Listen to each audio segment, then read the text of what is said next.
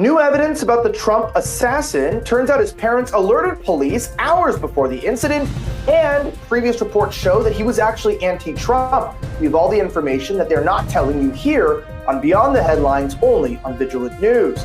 This segment is sponsored by Done With Debt, the only debt relief solution for American patriots. Go to donewithdebt.com today.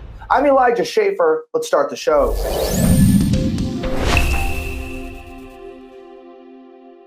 We have new reports on details regarding the would-be Trump assassin who was taken out by Secret Service after a failed security perimeter. Now, the Secret Service is saying that it was mostly due to a slanted roof on why they couldn't put a counter sniper there, but new details are emerging showing that maybe, whether it was coordinated or it was just allowed to happen, law enforcement was grossly negligent. Independent reported that the dad of the Trump shooter called police after attack with concerns that his son and gun were missing, reports say. But it turns out that they actually called the police hours before as well, alerting them. Fox News has that report directly explaining what happened. This was originally posted by Colin Rugg. Check it out. Rally shooter Thomas Crook's parents were looking for him in the hours leading up to the shooting. We're now told they eventually called law enforcement to report that Crooks was missing, and they were worried. And they also were told, those parents are now being cooperative now with authorities, but they gave them the heads up that something's going on with our son. We are worried. We don't know the texture or the details of their concerns. So in other words, well, were they worried that he had a gun? Were they worried? What were they worried about? Were they worried that he was going to try to attempt to kill a sitting president and then go ahead and turn into an assassin and kill another person and injure two others? It was an attempted assassination on Trump, but he managed to murder anyway. Are we talking about that? What were they giving the cops a heads up about? This is the first time we are hearing this. And it is. Now, the media is already, MSNBC is coming out and saying, oh, well, the would-be assassin probably went to murder Trump because he wasn't conservative enough. Every other explanation, Iran, roofs that were slanted, cop cars weren't parked. I mean, there's a lot of questionable activity around this. However, there was a recent interview that came out where one of his previous classmates explains that he actually gave hints that he was anti-Trump. This just in, watch.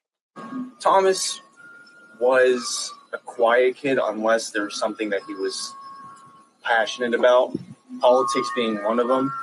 He just did not like politicians, especially with the choices that we've had. He did not like our politicians. It was especially during 2016. It was Bernie Sanders, Hillary Clinton, all of them. He showed that he disliked all of them, did not like any of them. So I brought up the fact that I'm Hispanic and, I'm for Trump. And he said, well, you're Hispanic, so shouldn't you hate Trump? And I was like, no, he's great. I mean, he's a great president.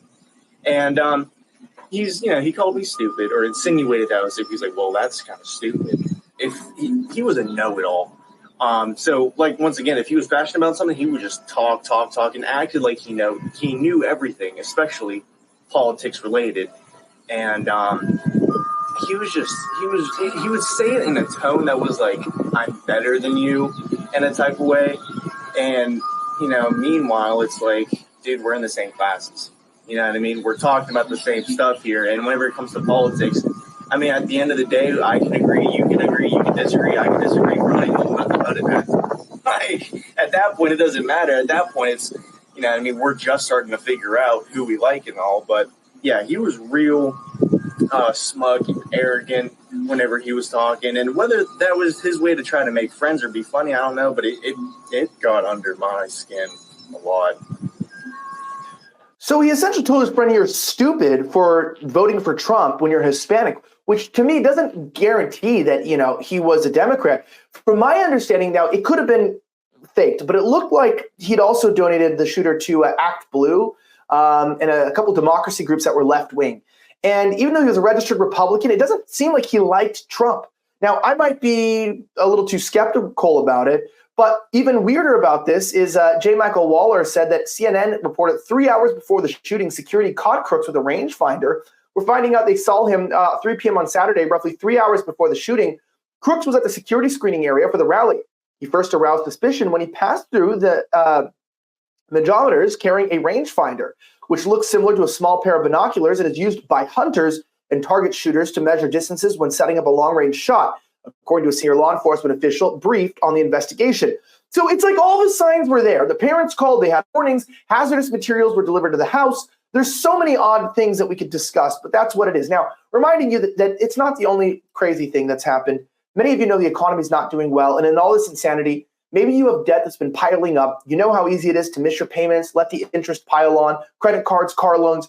You might be buried and you can ignore it, or you can do what's right and you can confront that debt head on and get rid of it today without having to file for bankruptcy, without having to pull out a personal loan. Sounds too good to be true? Well, it's not. My friends at donewithdebt.com will help you today. All you've got to do is go to donewithdebt.com, donewithdebt.com, click Vigilant News at checkout, and they have a time-sensitive solution for you. So you can't really put this off because it's going to go away soon. It is time-sensitive. Please go to the website today, click Vigilant News, get rid of that debt before it's too late. Don't let any more interest or missed payments hurt your future. Goals for having a house or whatever freedom you'd like, go to donewithdebt.com today.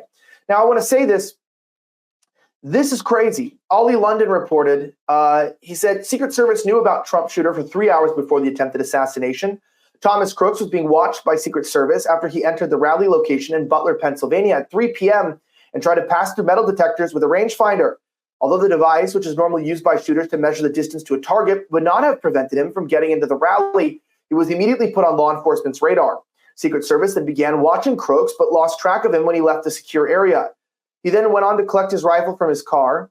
40 minutes prior to the shooting, he then came on the Secret Service radar again after he was photographed by law enforcement crawling onto the roof while using the rangefinder to scout the area. The photo was circulated to law enforcement and the Secret Service. A Secret Service sniper team also spotted him on the roof looking at their position through the rangefinder. So this smells like corruption or something much deeper. I'd love to know your thoughts below on what you think happened. And if you'd like to get more of these reports, don't forget to sign up for our newsletter at Vigilant News on Rumble and on X, or you can go to vigilantnews.com and get our newsletter every single day direct to your inbox. I'm Elijah Schaffer. This has been Beyond the Headlines, only on Vigilant News. Have a great rest of the week, and may God bless the United States of America. I'm signing out.